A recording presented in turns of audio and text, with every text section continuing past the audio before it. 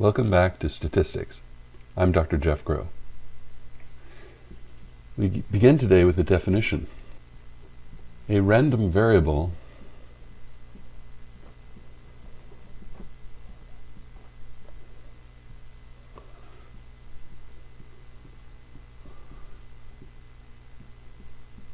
usually denoted by x is a function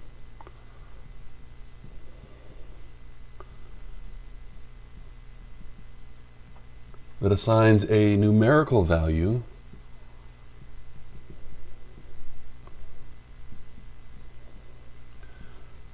to each element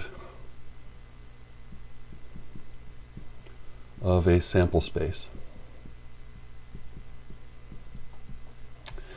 The sample space could consist of, say, the color of marbles that I have. Red, green, blue. We might assign a random variable of x equals 1 for red,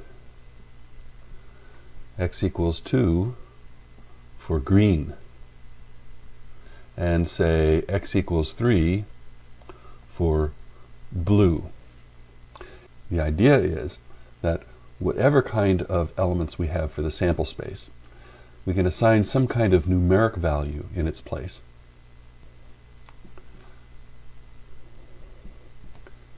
A probability distribution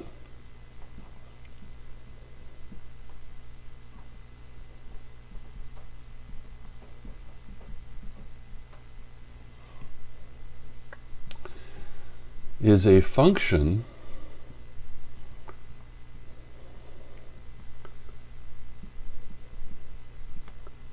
that assigns a probability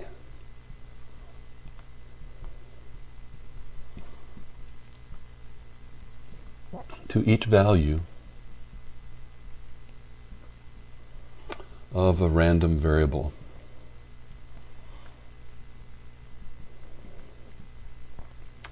So, for example, the function is usually denoted by p of x for probability of x.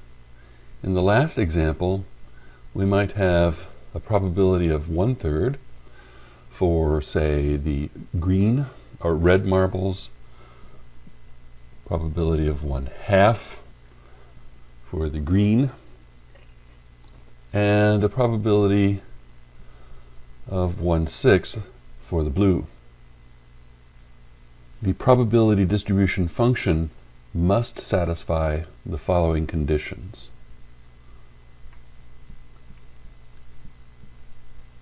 The probability of any particular value of the random variable must take a value between 0 and 1. After all, probabilities take values between 0 and 1. And if you add up all of the probabilities, you have to get 1. If x is a random variable representing all elements in a sample space, for a particular experiment, one of those simple events must occur. Therefore, the probability that something occurs will be 1. There are different kinds of random variables. A discrete random variable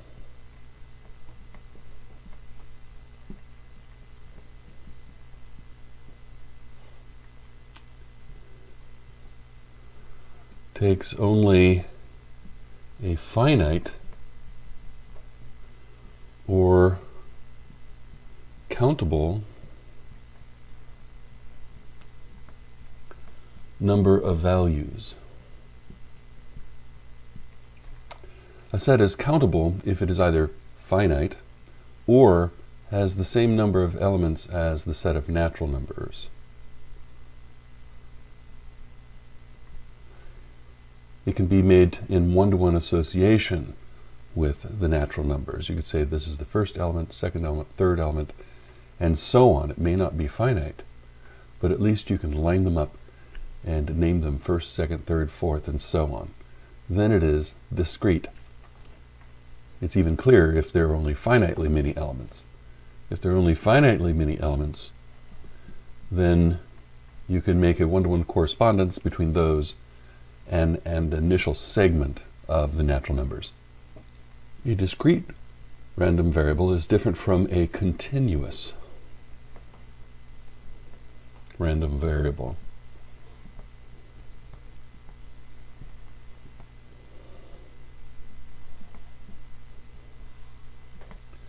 A continuous random variable takes values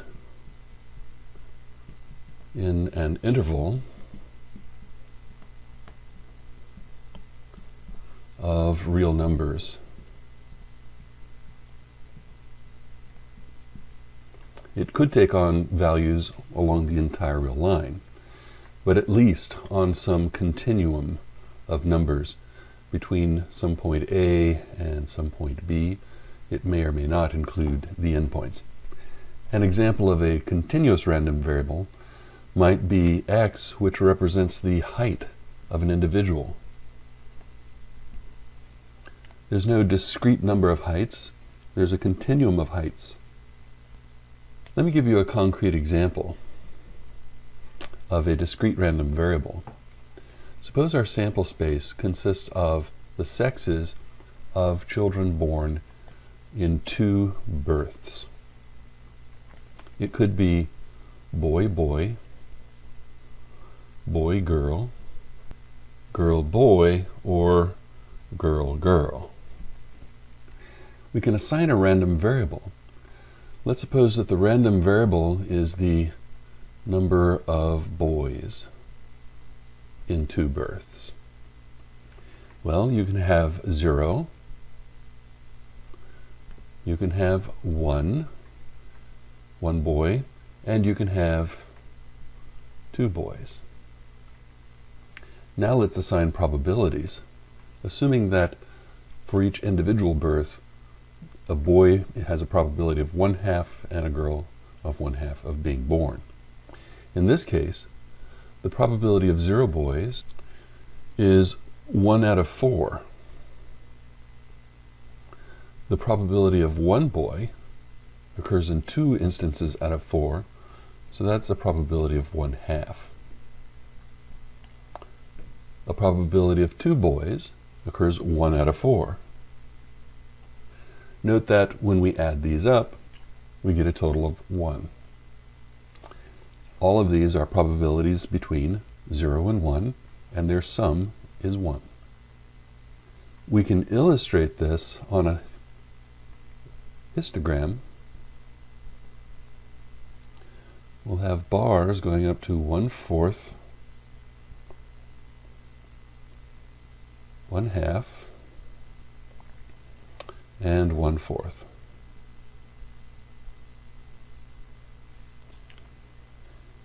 We can represent opinion pools using a random variable and a discrete probability distribution. For example, suppose we're interested in whether or not a particular community should open a casino.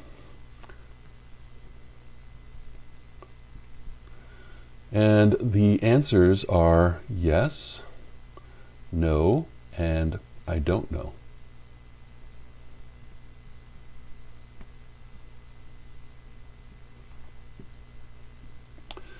We will assign a random variable value of 1, 2, and 3. Why? We can assign any numbers we want. It doesn't matter what we assign these as. And suppose then we ask the question of folks, do you want a casino in the community? We get certain probabilities. Let's suppose the probability of yes is 0.41. The probability of no is 0.52. So far, this represents 93%. The I don't know will be the rest, 7%.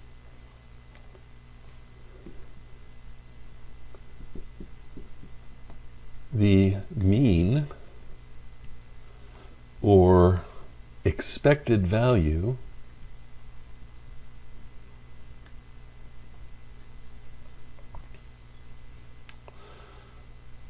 for a discrete For a probability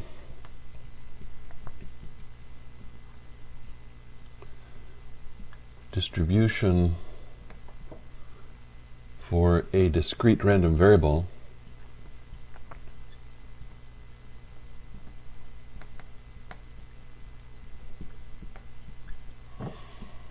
is given as follows. You use either mu for mean or e for expected value, and the way that you calculate these is you add up the random variable times its probability.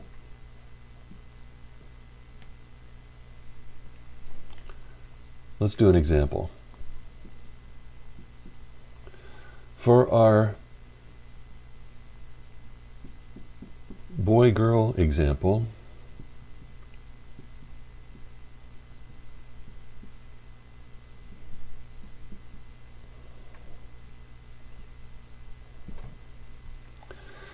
remember that 0 represents having no boys, or 2 girls in other words.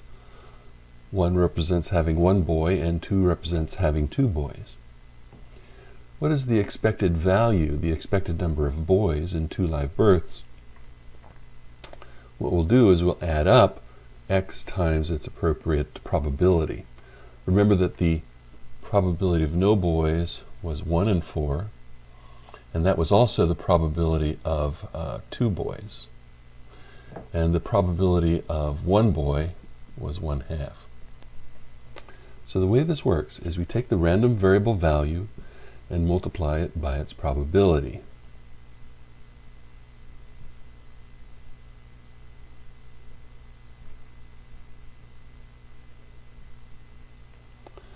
How many boys do you expect? Well, 0 times anything is just 0. 1 times 1/2 is 1/2. 2 times 1/4 is also 1/2. It reduces. 2 goes into here once and into here twice. 1/2 plus 1/2 is 1. The expected number of boys in 2 live births is 1. Let's do the same thing, but with 3 live births. Here, the sample space is boy, boy, boy, boy, boy, girl, boy, girl, boy, girl, boy, boy, boy, girl, girl, girl, boy, girl, girl, girl, boy, and girl, girl, girl. There are 8 outcomes, which you would expect from the fundamental counting principle. 2 possibilities in the first birth, 2 possibilities in the second birth, 2 possibilities in the third birth. 2 times 2 times 2 is 8. We'll have 0 boys, 1 boy, 2 boys, or 3 boys. What is the probability of no boys? There's only one way that happens out of 8 possibilities. There are 3 ways of having exactly 1 boy out of 8. 3 ways of having 2 boys, and only 1 way of having all boys. So in 3 live births, what is the expected number of boys? Well, the expected value then will be 0 times 1/8 plus 1 times 3/8 plus 2 times 3/8 plus 3 times 1/8. Well, how many eighths is that altogether? We have 0 from this. 3/8 plus 6/8 makes 9/8, plus another 3/8 makes 12/8. 4 goes into here twice and into here 3 times. We expect 1.5 boys. Note, you can't have 1.5 boys, but that is the expected value. That's what you get on average. The standard deviation is a measure of how spread out data is. we're going to measure how spread out these random variables are for a discrete probability distribution function. So the standard deviation is the square root of the sum of x minus mu squared times the probability of x. And the variance is the same thing but without the square root.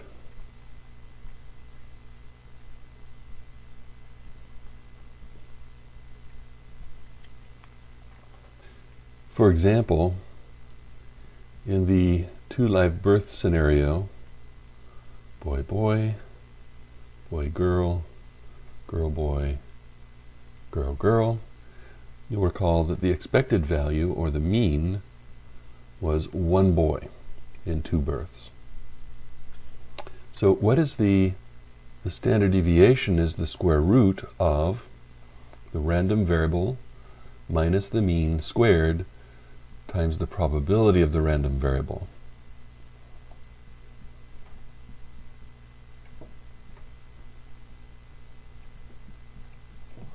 All of that under a square root. And so it follows that the standard deviation is the square root of 1 times the probability of no girls, which is 1 out of 4. 1 minus 1 is 0, so it doesn't really matter what the probability of 1 is, plus 2 minus 1 is 1 times the probability of having 2 boys, which is also 1 in 4.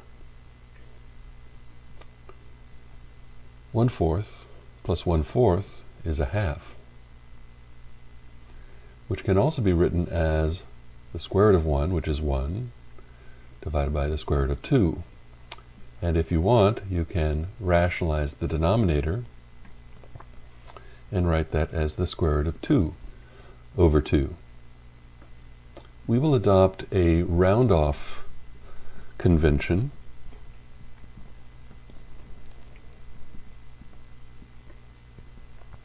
We will go to 1 place, decimal place,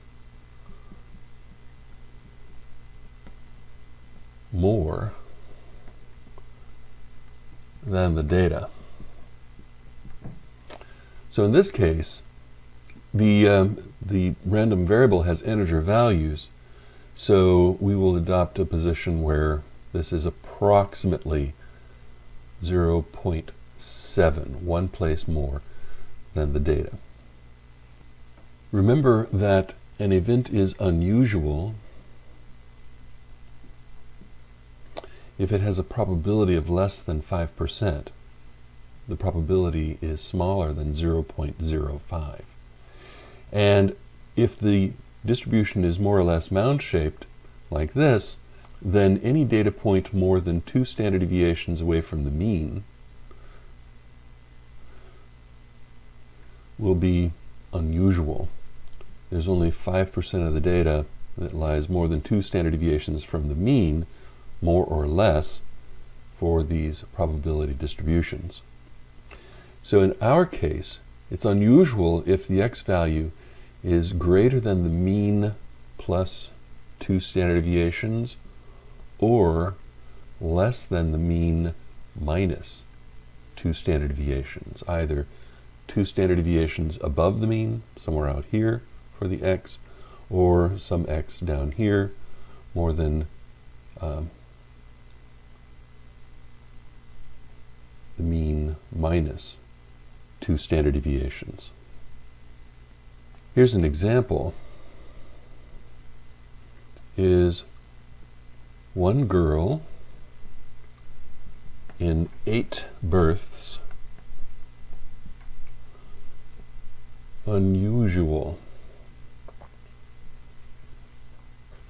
Again, the random variable will be 0, 1, 2, all the way up to 8. So there are actually 9 possible outcomes here, 0 girls or 8 girls. We're asking, is 1 girl unusual? Does that random variable stand more than 2 standard deviations away from the mean? it doesn't take too much to see that the mean will be 4. The expected number of girls in 8 births will be about half, 4. Let's look at the probability distribution function so that we can calculate the standard deviation. It's pretty hard to write out the entire sample space because in 8 births, there are 2 times 2, 8 factors of 2. That means 2 to the power of 8 elements in the sample space. There's 256 outcomes. There's only one way to have all girls, so the probability of that happening will be 1 out of 256. There's only one way to have all girls. Let's suppose X is the number of girls this time. There's only one way to have all girls out of 256 possibilities, so the probability is 1 in 256. There are 8 ways to have 7 girls. The single boy can either come first, second, third, all the way up through 8th.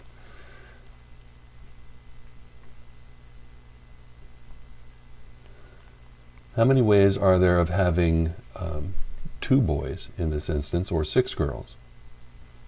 Turns out there are 28 ways for that to happen.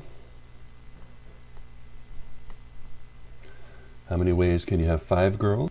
Well, there are 56 ways for that to happen.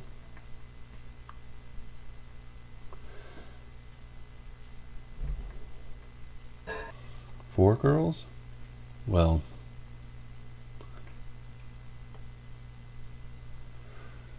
and then 3 would be the same as 5.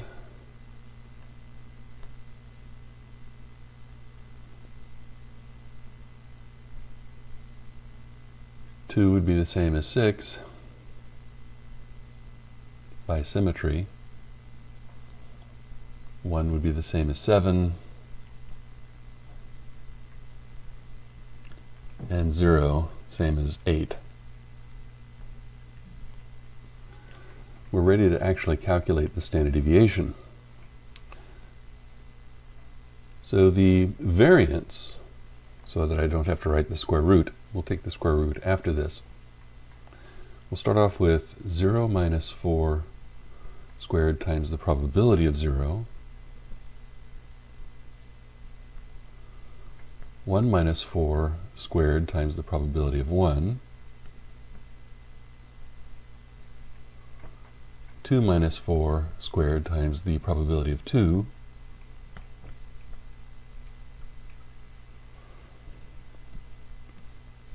3 minus 4 squared times the probability of 3.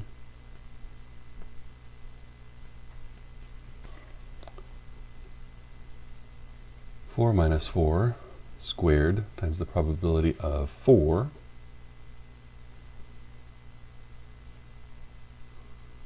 5 minus 4 squared times the probability of 5.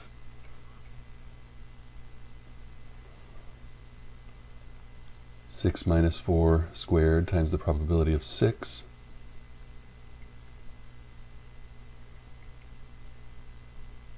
7 minus 4 squared times the probability of 7. And 8 minus 4 squared times the probability of 8. Now, if you add all of this up, you will get 2. And so the standard deviation is the square root of 2. Rounding to 1 decimal place, the standard deviation is about 1.4. Now the question that we asked originally was, is it unusual to have only 1 girl out of 8 live births? The mean minus 2 standard deviations will be 4 minus 2 times this 1.4. 4 minus 2.8 is 1.2. Any number smaller than 2 standard deviations below the mean will be unusual, and 1 is less than 1.2. Therefore, having 1 girl in 8 live births is unusual. And that is our answer.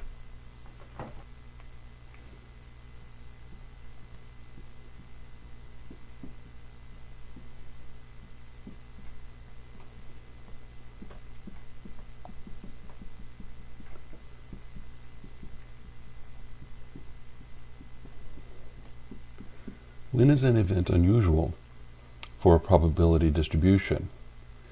We'll adopt the following convention.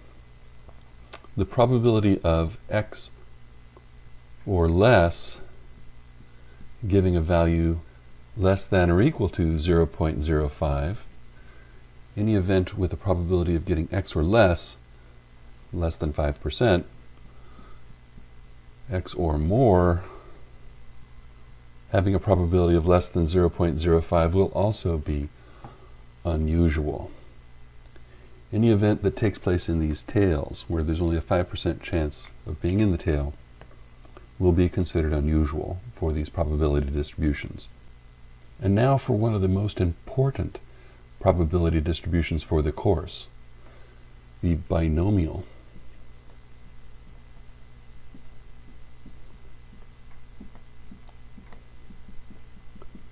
Probability distributions.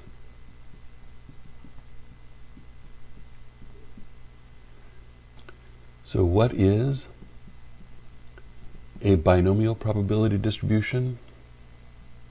It's a probability distribution that results from the following. You have a fixed number of trials.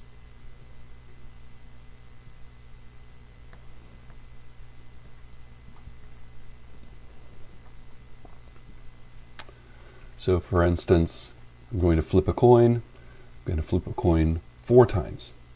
4 trials. That's the number of times. I might repeat that binomial experiment over by flipping the coin 4 more times. That forms its own binomial experiment. We have a fixed number of trials. We're going to assume that the trials are independent. Whether I have a heads or a tails on one flip will be independent of whether I get heads or tails on the next flip. The trials have only 2 possible outcomes: success and failure.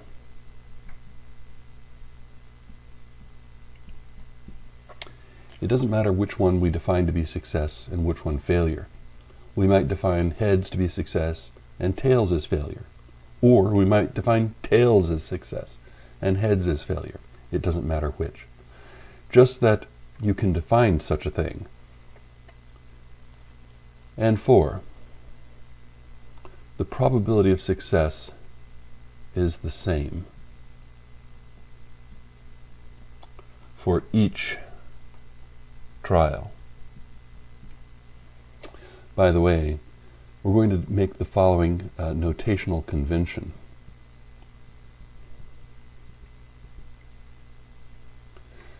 P is going to be the probability of success for binomial experiments, and Q is the probability of failure. Since there's only 2 possibilities here, the probability of failure should be 1 minus the probability of success, since these are complementary. And so Q will always be 1 minus P. We will also adopt the notation that the number of trials is denoted by N. As an example, I might adopt a binomial experiment of, say, a basketball player shooting hoops from the 3-point line. there's a probability of success. There's either success or failure each time. And let's suppose that this person is throwing from the free throw line 4 times.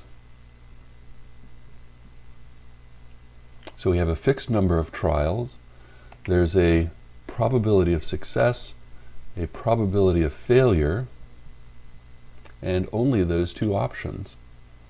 The probability of success will be the same every time the shot is made. Another simple binomial experiment would be flipping a fair coin. We have heads, heads, heads. Let's do this 3 times. Heads, heads, tails. Heads, tails, heads. Tails, heads, heads. Heads, tails, tails. Tails, heads, tails. Tails, tails, heads. And tails, tails, tails. 8 possibilities. We'll have our probability of success for each flip of the coin, where the number of trials is 3. The probability of success is 1/2, which is also the probability of failure if we define success to be getting a heads. Next, we want to look at the probability of getting a certain number of successes in these trials, these 3 trials. The next question, what's the probability of X successes in N trials? So I have some good news and some bad news. The bad news first.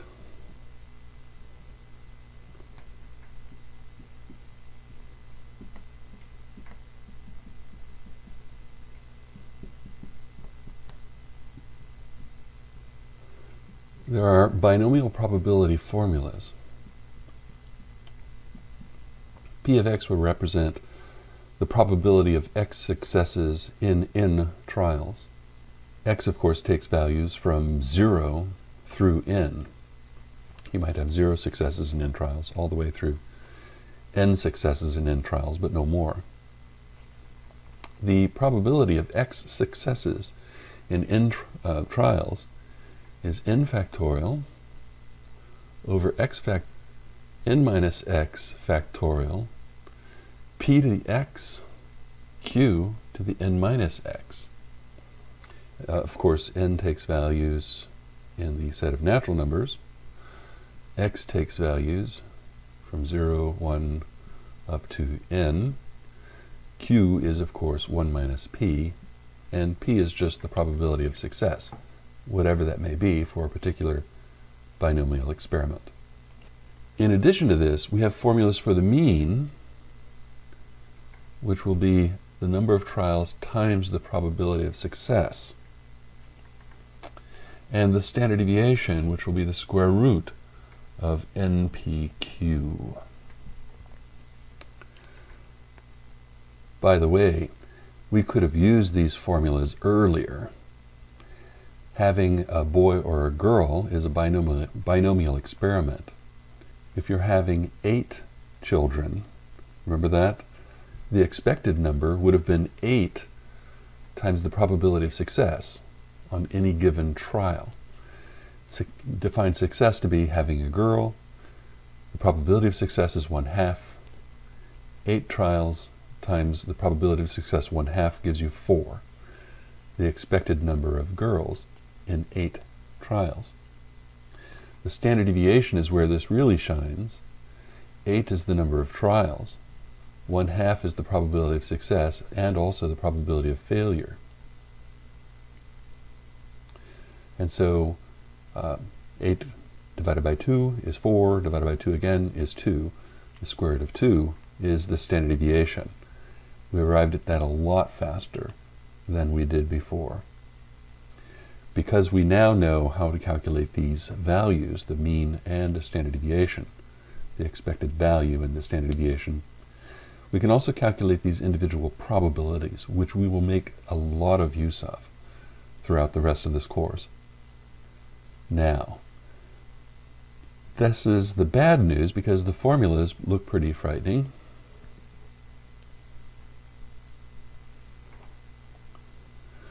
In actually calculating these probabilities, we will almost always use our calculator to do it for us.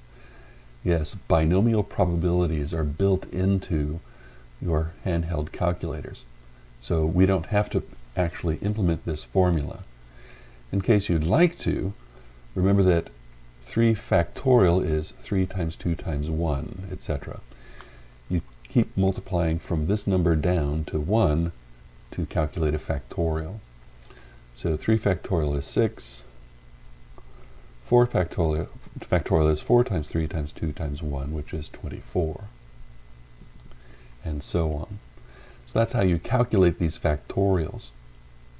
As a simple example of us using this formula by hand, let's find the probability of 2 girls in 3 births. This is a binomial experiment. We'll assume that the probability of an individual girl on a birth is 1 out of 2. So the probability of success is 1/2, which will also be the probability of failure.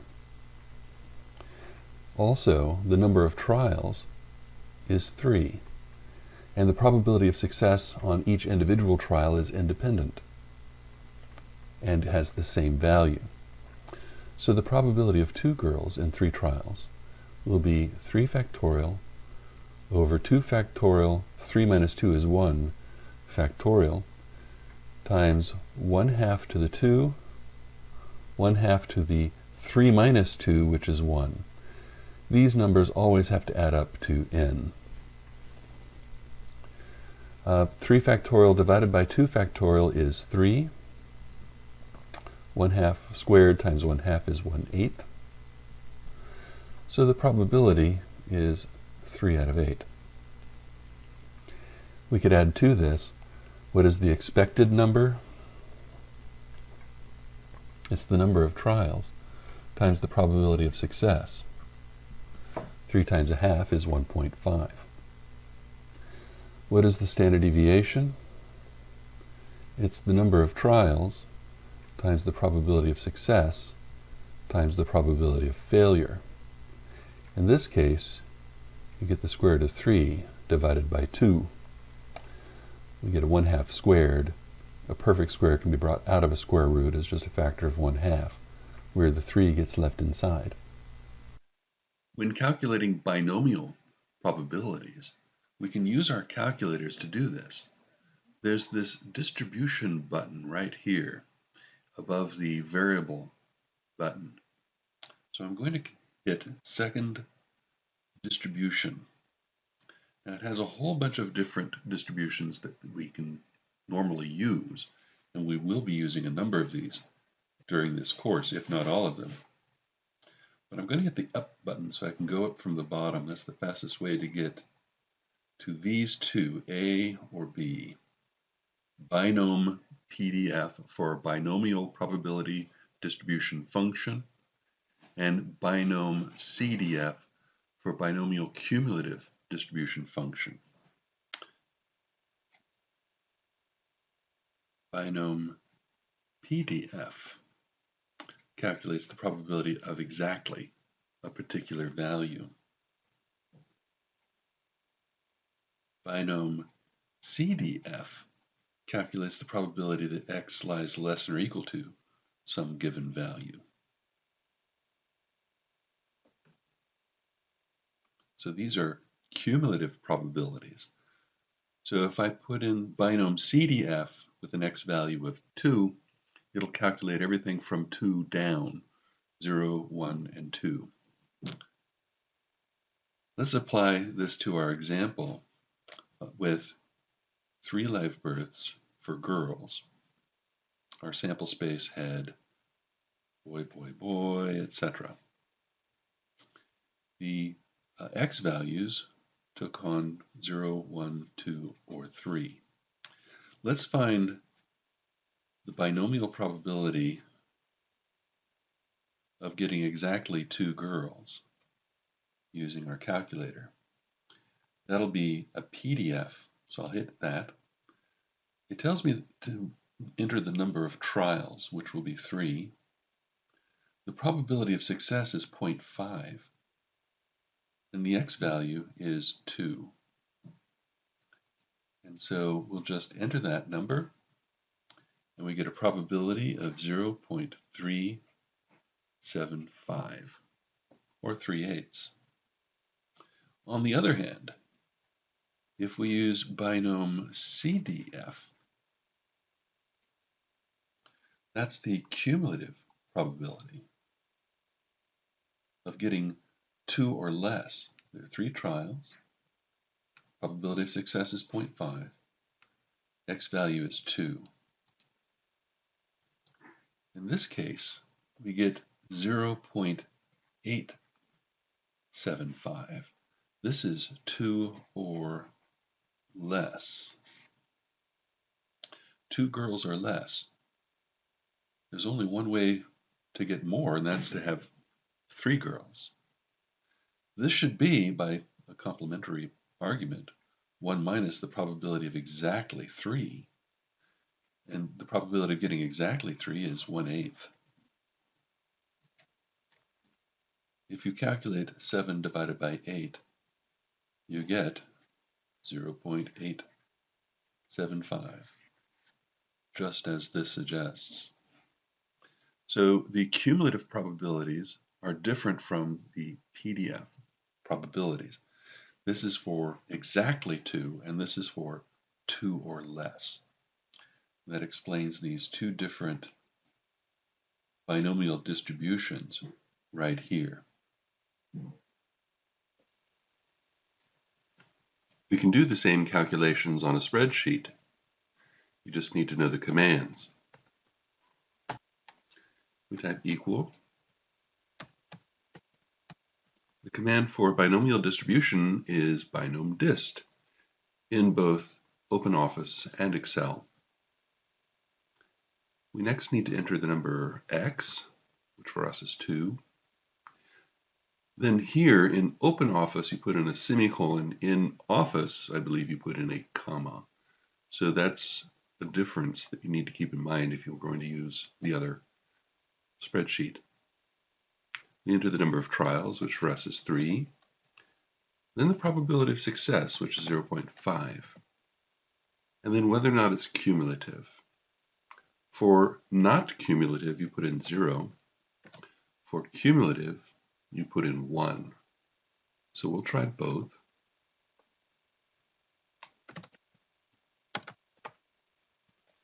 Two, 3, 0.5, and then this time a cumulative probability for 1, we should get 0.875. And we do. There's a certain limit of binomial distributions that we need to be aware of, called the Poisson distribution.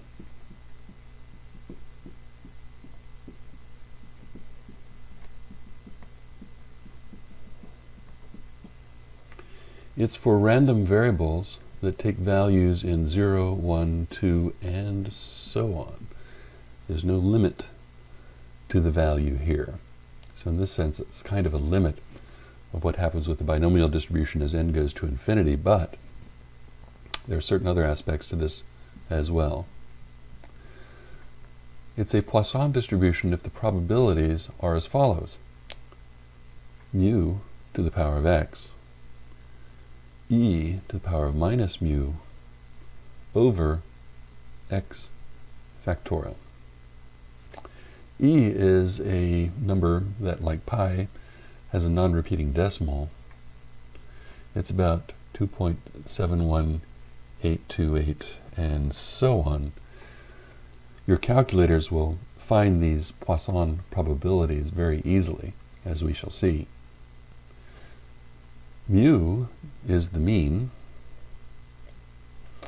and the standard deviation is the square root of the mean for Poisson distributions. We can use this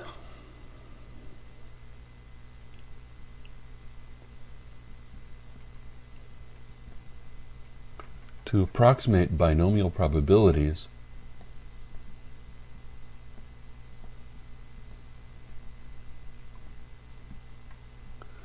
but only if, first off, the number of trials is bigger than or equal to 100. Numbers start getting out of control, factorials in particular, if you're using numbers like 100. 100 factorial is a difficult number to calculate on a handheld calculator. But you also must have n times p, which would be the mean for a binomial distribution. You need this to be less than or equal to 10. So in other words, if your number n is 200, p is going to have to be pretty small.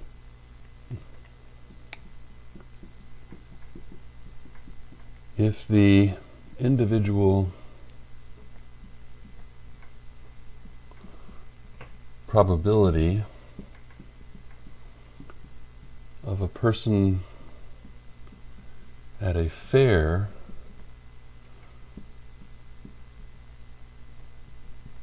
suffering heat stroke is 0.005, find the probability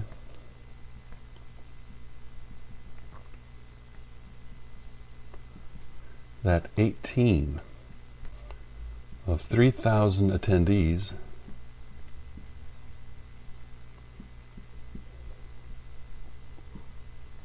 suffers heat stroke. Keep in mind, the expected number would be the number of attendees times p, 0.005. So we expect there to be 15. To calculate our Poisson distribution, we'll go to our distributions again. I'll go up from the bottom because we have our Poisson PDF.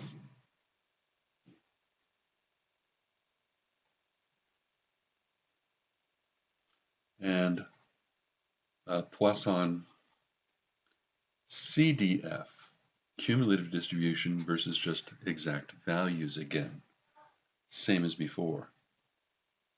In our example, we have 3,000 trials, and the probability of success is 0.005. We want to calculate the probability of exactly 18. It also might be interesting to calculate the probability of 18 or more. Let's calculate exactly 18 first. That will be a PDF. It asks me for a lambda. Lambda in this case is going to be the mean, which is 15. And for the x value, which is 15. So it's asking me to enter Poisson PDF 15, 18. It calculates 0.07 approximately, about a 7% chance. I'll add 0.6 to go one beyond the decimal place given in our data. So about a 7% chance of getting 18 people exactly to suffer heat stroke. What if I wanted to know probability of 18 or more? That should be 1 minus the probability of 17 or less in a complementary fashion. So we'll use the cumulative probability, Poisson CDF, with a mean of 15 and 17 or less in order to calculate this. We'll go to the distribution again, Poisson CDF, lambda was 15, x is 17. We want 1 minus that answer. And we're getting 0.2511, about a 25% chance of having 18 or more heat strokes. If the expected number is 15, probability of success being 0.0005 for any given individual. That seems like a pretty good chance. This is not unusual.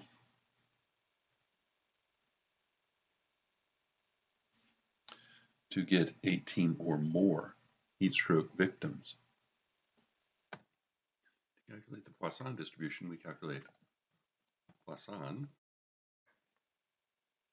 the number, which in this case was 18, the mean, which was 15,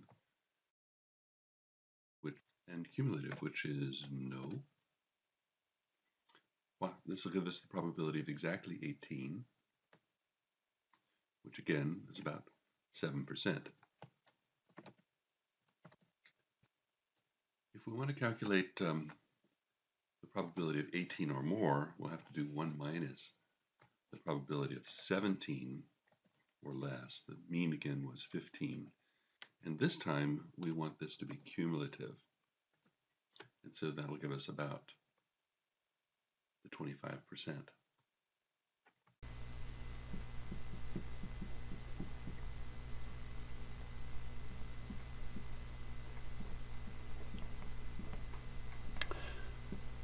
The average number of trucks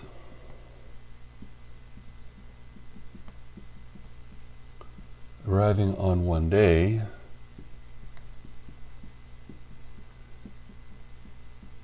at a truck stop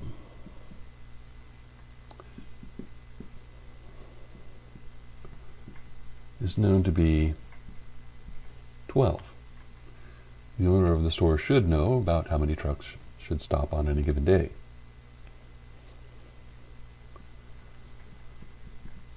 What is the probability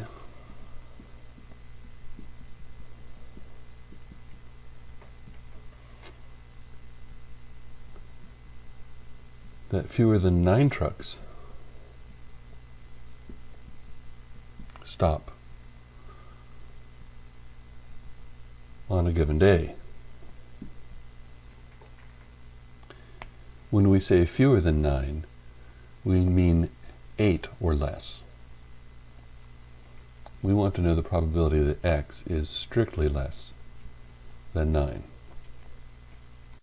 We're trying to calculate the probability that x is less than 9, fewer than 9 trucks arrive, where the mean is 12. Remember, on our calculator, that's going to be denoted by lambda.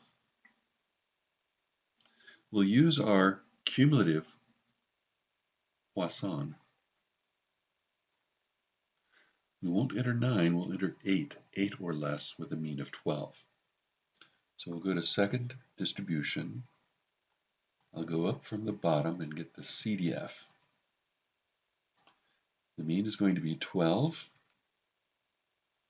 and the number that we're going to have less than or equal to would be 8.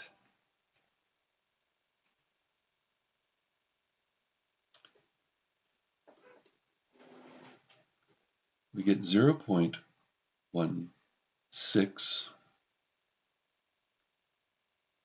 or 155. I'll just round it to 0.16, about a 16% chance.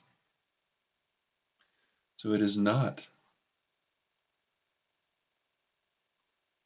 unusual to have 8 or fewer trucks arrive on a given day. That's not less than, that's greater than 0.05, greater than a 5% chance. On the spreadsheet, that's Poisson. The number is 8 or less. We'll be doing a cumulative probability here. The mean is 12. And cumulative, yes.